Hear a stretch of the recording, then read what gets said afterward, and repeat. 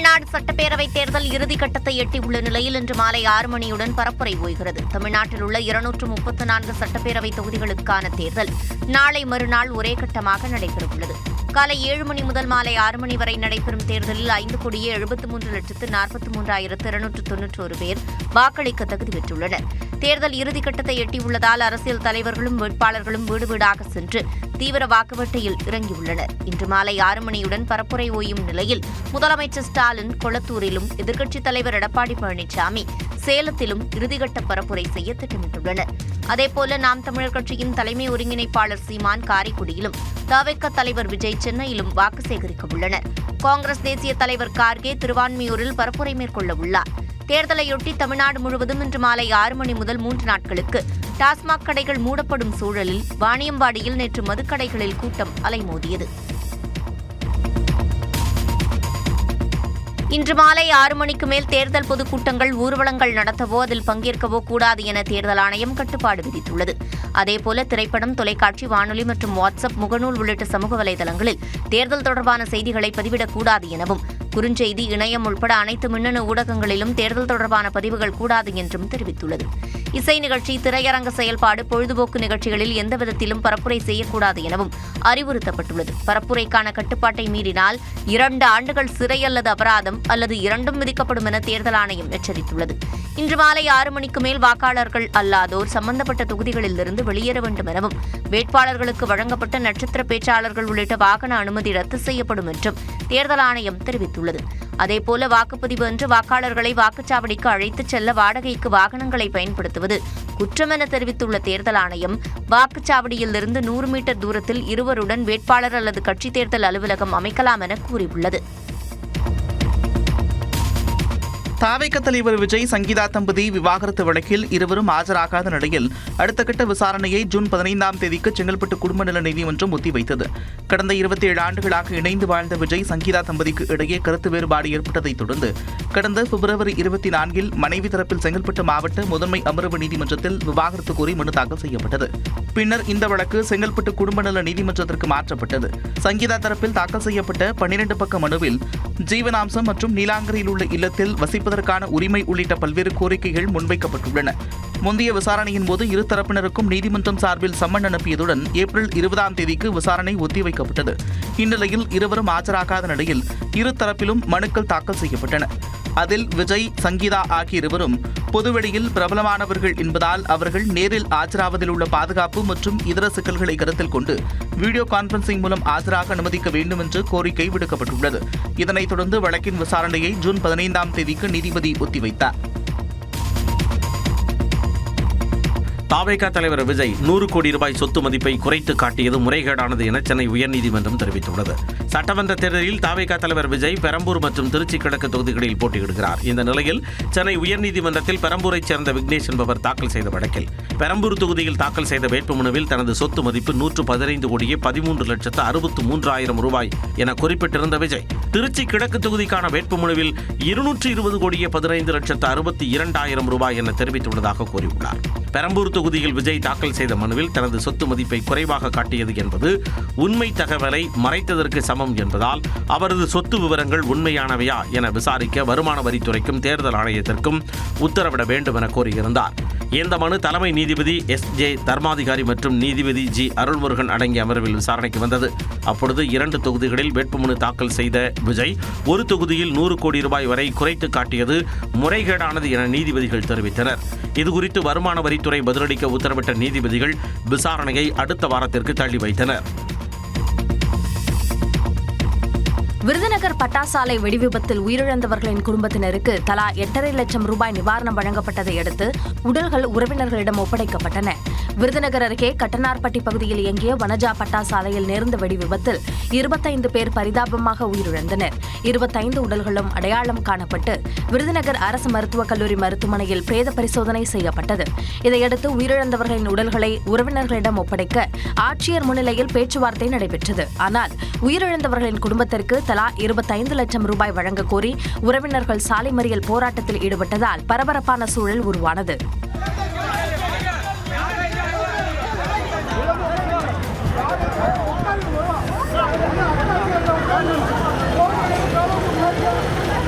பின்னர் மாவட்ட ஆட்சியர் நடத்திய பேச்சுவார்த்தையில் அரசு தரப்பில் காசோலையாக 5 லட்சம் ரூபாயும் இறுதிச் சடங்குக்காக ரொக்கமாக 50,000 ரூபாயும் நிவாரணம் வழங்கப்பட்டது. மேலும் பட்டாசாலை உற்பத்தியாளர்கள் சங்கங்கள் சார்பில் 3 லட்சம் ரூபாயும் நிவாரணம் தரப்பட்டது. இதையடுத்து உறவினர்களிடம் உடல்கள் ஒப்படைக்கும் பணிகள் தொடங்கியது. தமிழ்நாட்டின் அரசியல் களத்தை பரபரப்பாக்கிய செய்திகளை டாப் 5 அரசியல் செய்திகள் பகுதியில் பார்க்கலாம். தமிழர்களை சரணடைய வைக்க முடியாது என்பதால் அதிமுக மூலம் தமிழ்நாட்டில் கால்பதிக்க பாஜக நினைப்பதாக காங்கிரஸ் மூத்த தலைவர் ராகுல் காந்தி குற்றம் சாட்டியுள்ளார். சட்டமன்ற தேர்தலை முன்னிட்டு கன்னியாகுமரி மாவட்டம் குளைச்சலில் தேர்தல் பரப்புரையில் ஈடுபட்ட ராகுல் காந்தி பாஜகவை கடுமையாக விமர்சித்தார். They have captured one of the glorious political parties of Tamil Nadu. The leadership of the AIDMK has surrendered to the BJP because of their corruption. தொடர்ந்து நெல்லை மாவட்டம் 4 நேரில் பேசிய ராகுல் காந்தி ஒரே நாடு ஒரே மொழி என்ற கொள்கை மூலம் அனைத்து மாநிலங்களின் வரலாற்றையும் தங்களுக்கு அடிபணிய வைக்க பாஜக முயற்சிப்பதாக கூறினார். BJP has a new concept of India. They want that all these histories should be subservient to their idea of history. They want all Indian languages to be subservient to their idea of the Indian language. அதேபோல் தூத்துக்குடியில் பேசிய ராகுல் காந்தி தமிழுக்கும் தமிழ்நாட்டிற்கும் பிரச்சனை ஏற்பட்டால் முன்னின்று போரிடும் போர் வீரனாக தான் இருப்பேன் என்றார். புதிதாக அரசியலுக்கு வந்து நாடகம் நடிப்பவர் என விஜயை முதலமைச்சர் மு க ஸ்டாலின் மறைமுகமாக விமர்சித்துள்ளார். தவிக தலைவர் விஜய் போட்டியிடும் பெரம்பூர் தொகுதியில் பரப்புரை செய்த முதலமைச்சர் விஜயின் பெயரை குறிப்பிடாமல் அவரை சாடினார். உங்கள் வீட்டு ஊழியனாக, உங்களுடைய தொண்டனாக, உங்கள் வீட்டு பிள்ளையாக இருந்து பணியாற்றுகிற ஒருவன் வேணுமா? ஏதோ எங்கோ இருந்து வந்து புதுசாக அரசியலுக்கு வந்து அப்படிப்பட்ட ஒரு நாடகத்தை நடிச்சுக்கிட்டு அவர் வேணுமாங்கிறத கொஞ்சம் சிந்திச்சு பாருங்க. அவ்வளோதான் அவங்களை கேட்குற ஒரே கேள்வி. நான் யாரையும் அரசியலில் தாக்கி பேச விரும்பல, விமர்சனம் பண்ணி பேச விரும்பல. ஏன்னா அதுக்கு எனக்கு வழக்கம் இல்லை, எனக்கு பழக்கமே கிடையாது. துறைமுகம் தொகுதியில் அமைச்சர் சேகர் பாபுவை ஆதரித்து வாக்கு சேகரித்த முதலமைச்சர் பாஜகவின் தோல்விக்கான கவுண்டவுன் தொடங்கிவிட்டதாக கூறினார். நான் பெருமையாக சொல்கிறேன், இதுவரை மோடி ஆட்சிக்கு வந்து பார்லிமெண்ட்டில் ஒரு மசோதா கொண்டு வந்து தோத்த முதல் மசோதா இதுதான். கவுண்டவுன் ஆரம்பிச்சிருச்சு. இப்போ இது தொடர போகுது. முன்னதாக ரோட் ஷோ சென்ற முதலமைச்சருக்கு தொண்டர்கள் உற்சாக வரவேற்பளித்தனர்.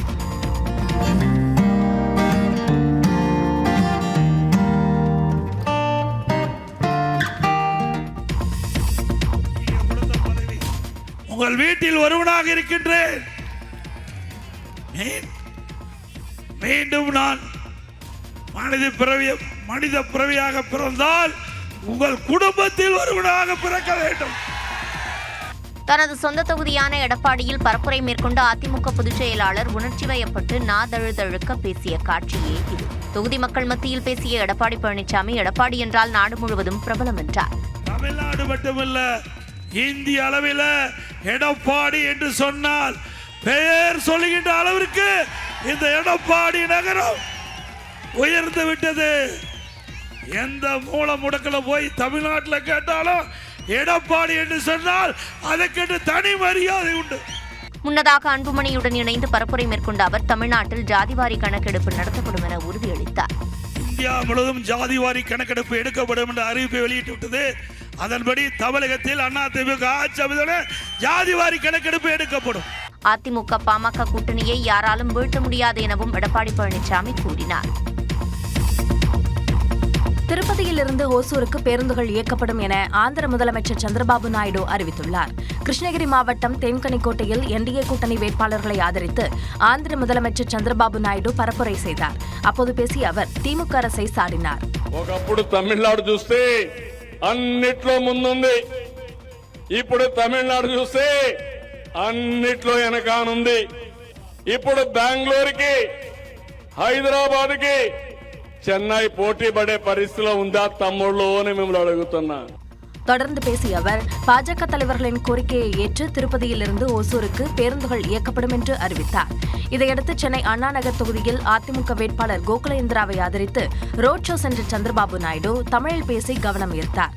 முன்னதாக கோவையில் தொழில்துறையினருடனான கலந்துரையாடல் நிகழ்ச்சியில் பங்கேற்ற சந்திரபாபு நாயுடு மத்தியில் மோடி ஆட்சி தொடர்ந்தால் கங்கை காவிரி நதிநீர் இணைப்பு சாத்தியமாகும் என்று நம்பிக்கை தெரிவித்தார்.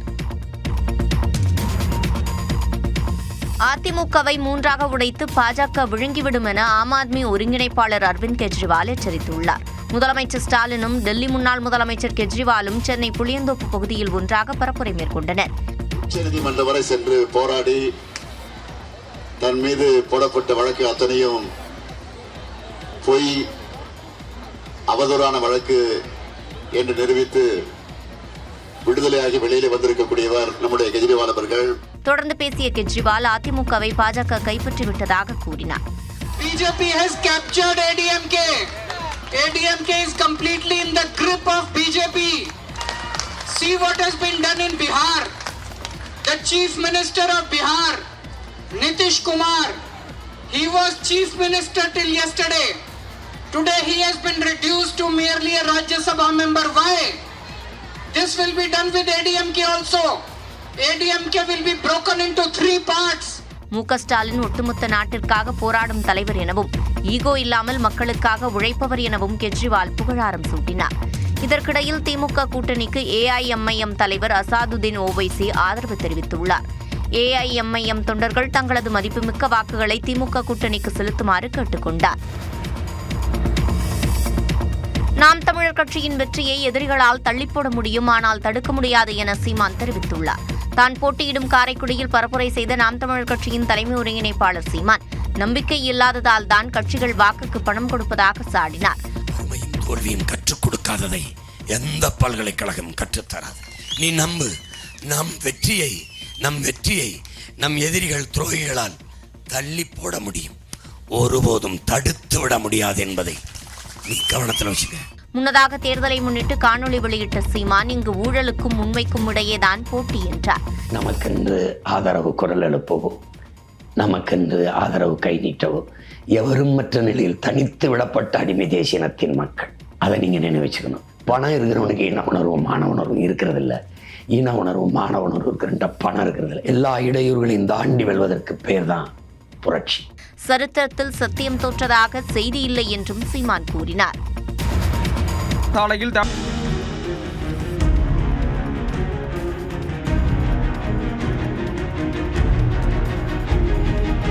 பின்னர் மாதவரம் தொகுதியில் சென்னை கொல்கத்தா தேசிய நெடுஞ்சாலையில் விஜய் வாக்கு சேகரித்தார். அவருக்கு தொண்டர்கள் மலர் தூவி வரவேற்பளித்தனர். பதிலுக்கு விஜயும் மக்கள் மீது மலர்களை தூவினார்.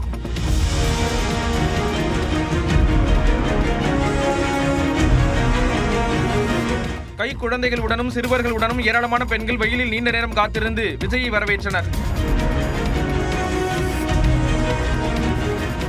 தொடர்ந்து பஞ்செட்டி செல்லும் இடத்தில் கும்மிடிப்பூண்டி மற்றும் பொன்னேரி தொகுதிகளின் தாவேக வேட்பாளர்களுக்கு வாக்கு சேகரித்தார். இறுதியாக தான் பிறந்து வளர்ந்த விருகம்பாக்கம் தொகுதியில் மாலை 6 மணி அளவில் பரப்புரையை நிறைவு செய்தார்.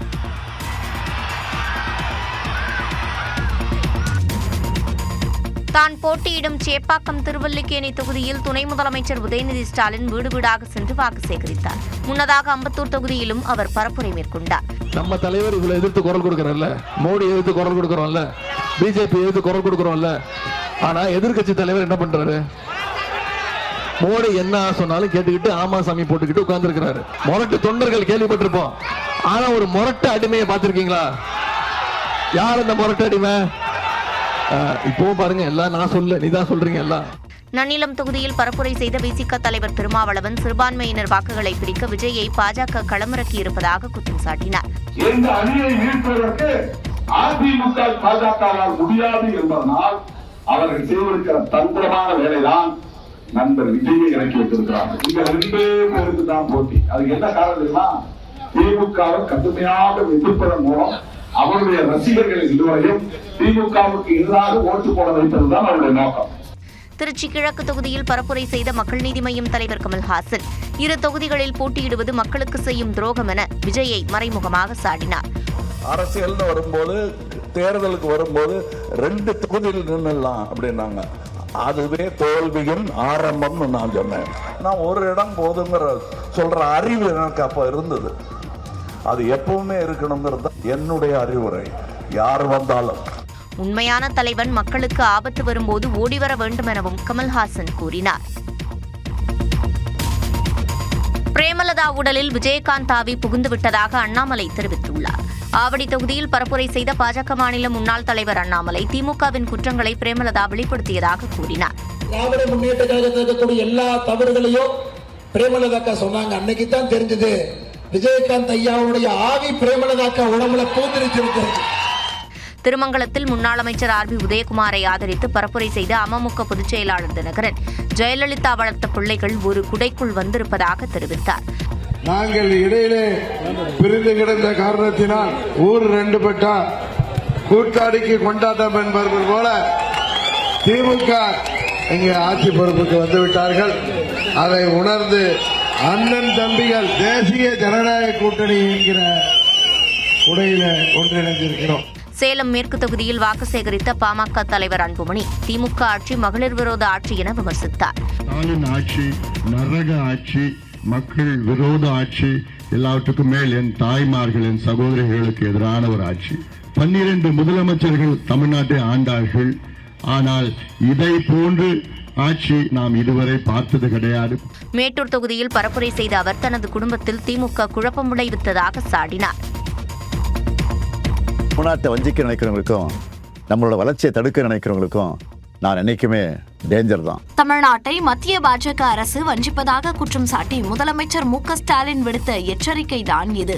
கடந்த 5 ஆண்டு கால திமுக ஆட்சியில் நிறைவேற்றப்பட்ட திட்டங்களை பட்டியலிட்டு வீடியோ வெளியிட்டுள்ள முதலமைச்சர் ஆட்சியில் உள்ள ஒரு சில குறைகளை நிவர்த்தி செய்ய நடவடிக்கை எடுக்கப்பட்டுள்ளதாகவும் கூறியுள்ளார். குறைகளாக சொல்லப்பட்ட சில விஷயங்களை கூட நாம மற்ற மாநிலங்களை கம்பேர் பண்ணும்போது ரொம்பவே பெட்டராக தான் இருக்கும். இருந்தாலும் அந்த குறைகளையும் சரி செய்ய எல்லா விதமான வழிமுறைகளையும் நம்ம ஏற்கனவே நடைமுறைப்படுத்திட்டோம். அதோட விளைவுகளை இன்னும் கொஞ்ச நாளில் நம்ம பார்ப்போம்.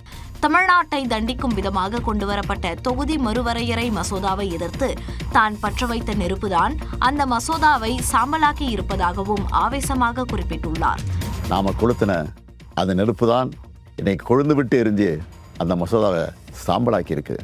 தேர்தல் நடக்கிற இந்த சமயத்தில் இவ்வளவு ஆணவத்தோட நம்மளை வஞ்சிக்க நினைக்கிறாங்கன்னா இந்த தேர்தலில் அவங்க அடிவருடி எடப்பாடி பழனிசாமி ஜெயிச்சு ஆட்சிக்கு வந்துட்டா என்னென்ன கொடுமைகள்லாம் இங்கே அரங்கேறும்னு நான் சொல்லி உங்களுக்கு தெரிய வேண்டிய அவசியம் இல்லை. அதிமுகவின் ஓனர் பாஜக என்று விமர்சித்துள்ள முதலமைச்சர் திமுக ஒருபோதும் இந்துக்களுக்கு எதிரான கட்சி கிடையாது என்று திட்டவட்டமாக தெரிவித்துள்ளார்.